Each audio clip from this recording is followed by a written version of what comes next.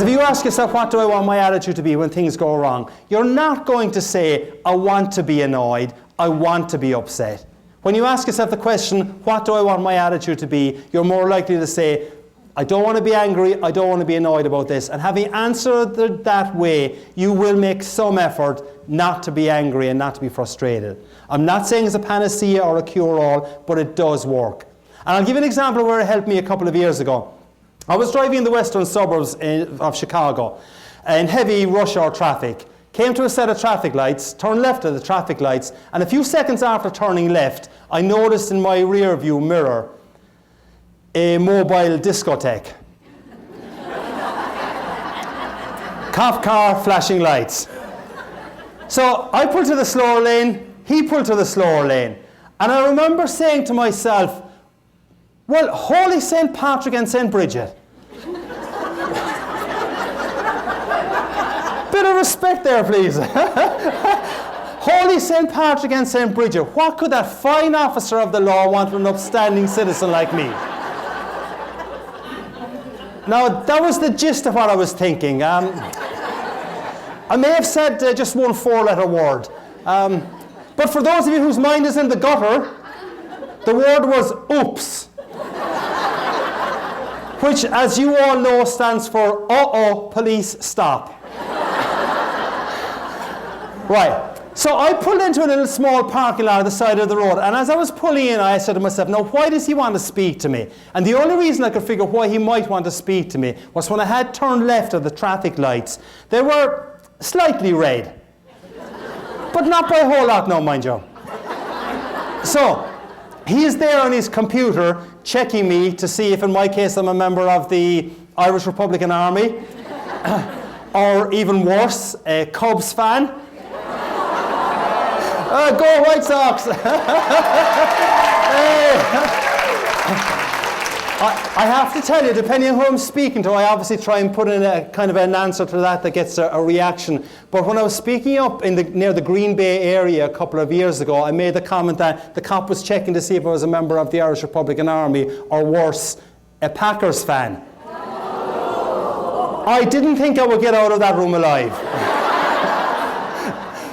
So he was there checking my computer to see what my record was like. And I asked myself the question that I said you should ask when things go wrong. So I asked myself the question, what do I want my attitude to be? And I said there's no point in being antsy and annoyed about this. He probably doesn't understand the concept of slightly red lights.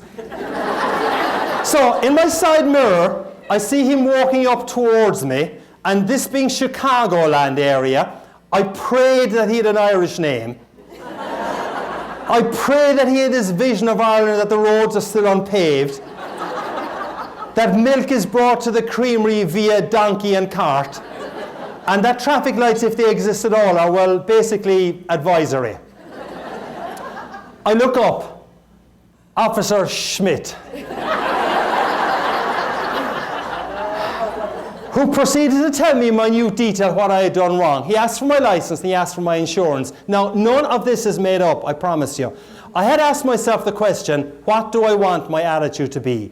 As he is looking at my license, he says to me, sir, I like your attitude. I'm thinking, woohoo, I'm getting away with this. Then he looks at my insurance and he says, sir, your insurance certificate is out of date. My wife normally looks after that, officer.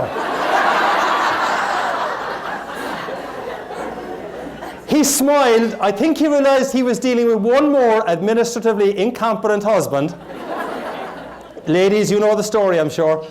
And he just handed back the insurance certificate to me, and he said, look, take it easy on that one. Now, I should tell you that this event happened on the 16th of March. Okay? One day before St. Patrick's Day.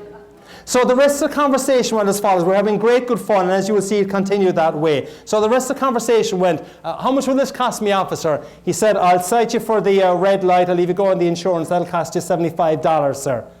$75? Do you know how many pints of Guinness I can get tomorrow for $75? The guy cracked up laughing. I think he thought I was on crystal meth. And he said to me, sir, if I was to cite you for the red light and the lack of insurance, this would be significantly more expensive. You'd have to go to a traffic court. So I said, thank you, I appreciate the break you're giving me. I pulled into a very small parking lot with only one access and egress, so I had to turn the car around and drive by Officer Schmidt.